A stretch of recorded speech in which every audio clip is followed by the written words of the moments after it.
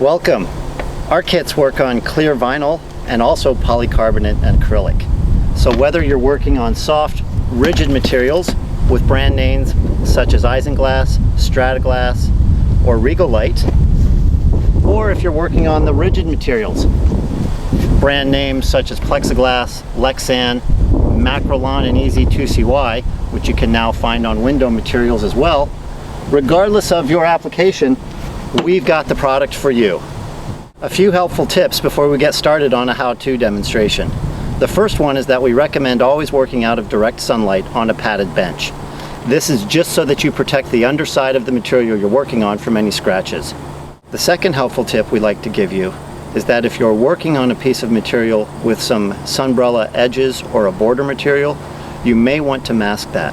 However, we have found that with a little patience and a little extra care, it's just as easy to keep right off of those edges with our process. When you're working on a project on your own, you'll want to begin with part 1 on all surfaces, including both sides of the panels, part 2 on all surfaces, including both sides of the panels, and part 3 on all surfaces, including both sides of the panels.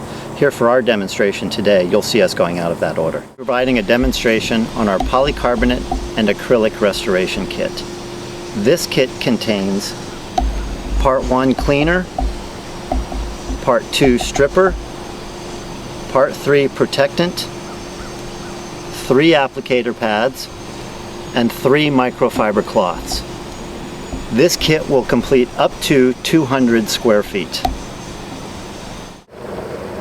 We'd like to provide you with a how-to demonstration with our Polycarbonate and Acrylic Restoration Kit. Today we have a thick piece of plexiglass acrylic that we're going to provide a quick demonstration for you on. I've taken the liberty of putting some blue masking tape down the center so that we retain a little bit of a before and after image. There are some areas on this that I know are not going to come out because there's been some epoxy spilled on it. This was a sample piece for an aquarium. However, there will be a lot of areas that we can show you exactly what to expect for the results, and also more importantly to show you the techniques used of the 3 different steps. Let me clear my bench and we'll get started.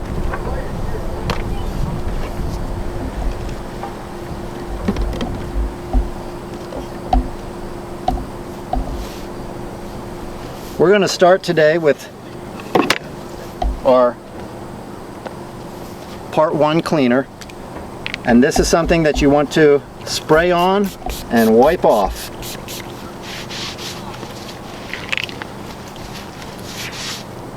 If it's real dirty, you can apply a second treatment. Something I should have mentioned, if you have a lot of debris like bird droppings or salt incrustation, you're going to want to flood that with a hose first to remove a lot of that large debris. Otherwise, when you go with the cleaning cloth, you may impart some scratches. So make sure that you've got a good clean surface to work on. There's a stubborn spot.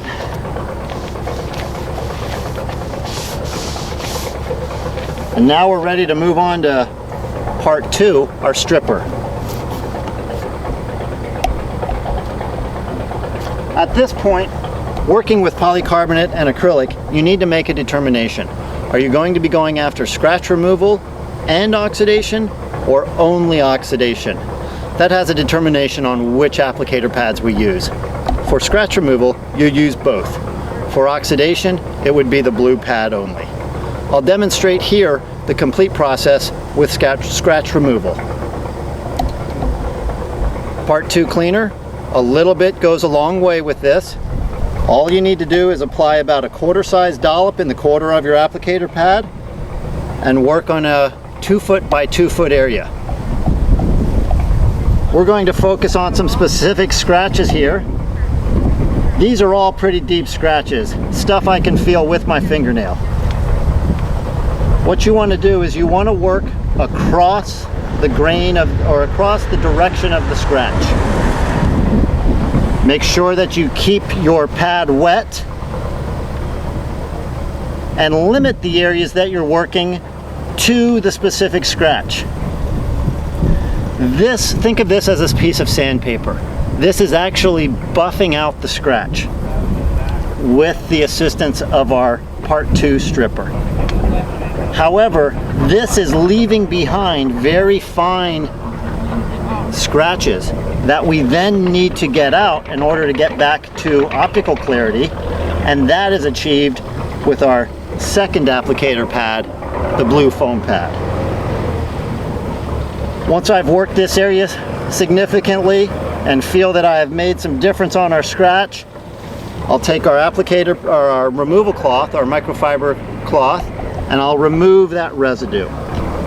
This then gives me a chance to look at the scratch, drag my fingernail over it, and see if it has come out completely. This particular scratch is pretty deep. General rule of thumb is that we say if you can feel it with your fingernail dragging over it, it's likely a scratch that's going to remain. If you have some patience and some time, you can go after that with our kit here and it will come out. But we recommend going after scratches that are more like chafe marks, light scratches. Remember, I mentioned this was a pretty deep scratch that I could feel with my fingernail. I'm going to see if I can demonstrate to you today how we can get one of those out.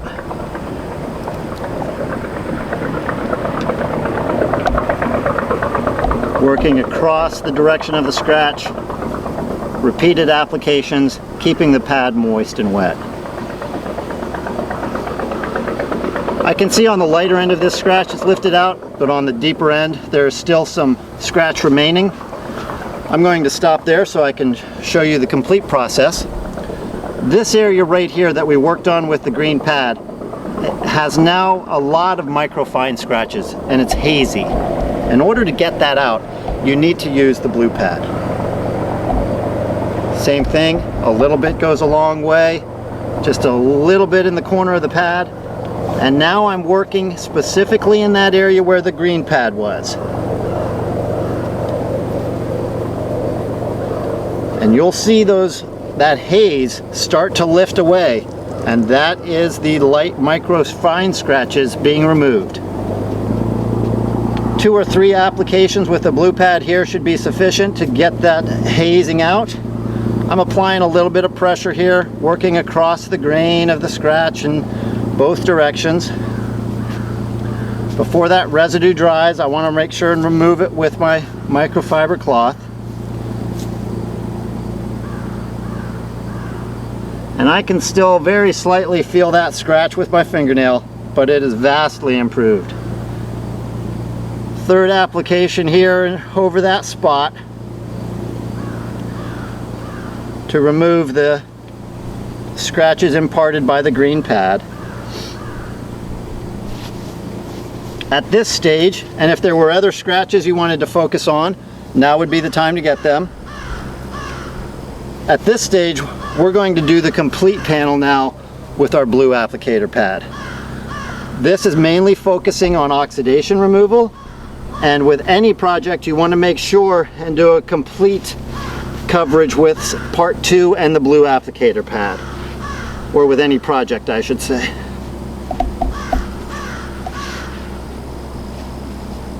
Wipe that residue off with the clean microfiber cloth before it dries. Should that residue dry on you before you have a chance to get it off, it's no big deal. Just reactivate it with the moist blue applicator pad and you'll be able to then wipe it off before it dries.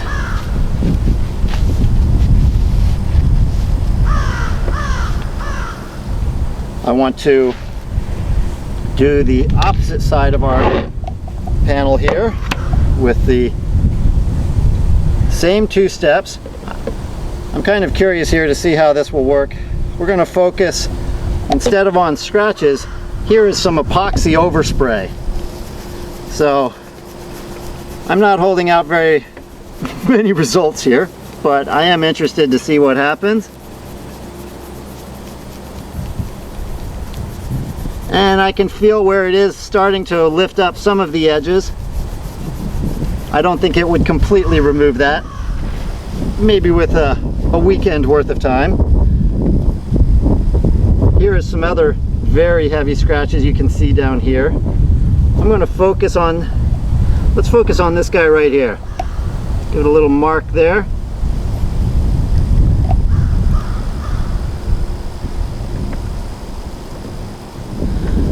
Light scratches, chafe marks, these are the type of things that our kit is designed for, rather than these deep scratches that you can feel with your fingernail.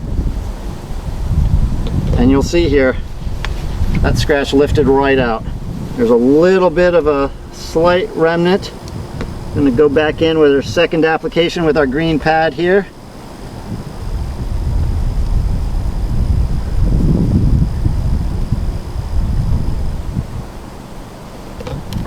Wipe that residue clean, and depending on the angle of the camera there, that scratch has gone. We're now going to come back in with the blue pad and work in that same spot to remove the scratches that were left behind by the green pad. Again, 2 or 3 applications of this should remove all of those fine scratches from the green pad, and then you'll be able to do a complete corner to corner treatment, making sure that all the oxidation is removed from the remainder of the panel. Yeah, happy with that. Quarter size dollop.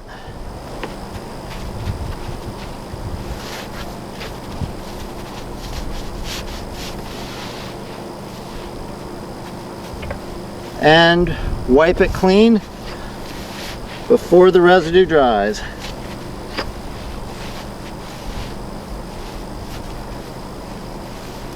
Okay, we're going to move straight into our step 3. This is the UV protectant, and this is applied with a fresh applicator pad and a fresh microfiber cloth. Same rules apply. A small amount in the corner of your pad, about a quarter size dollop, will cover 2 foot by 2 foot area. And here, all we're doing is getting complete coverage on the surface. Before that residue dries, grab a fresh microfiber cloth and wipe it clean.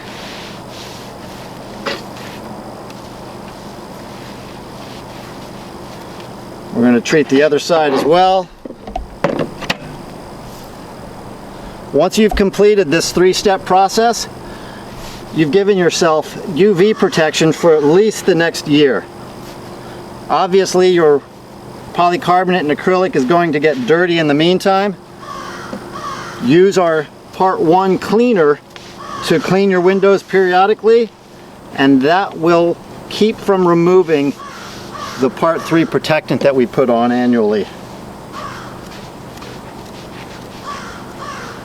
Well, I think you'll be happy to see that a lot of the lighter scratches came out, and some of the heavier damage still remains, but fairly significant difference between the left and the right side there.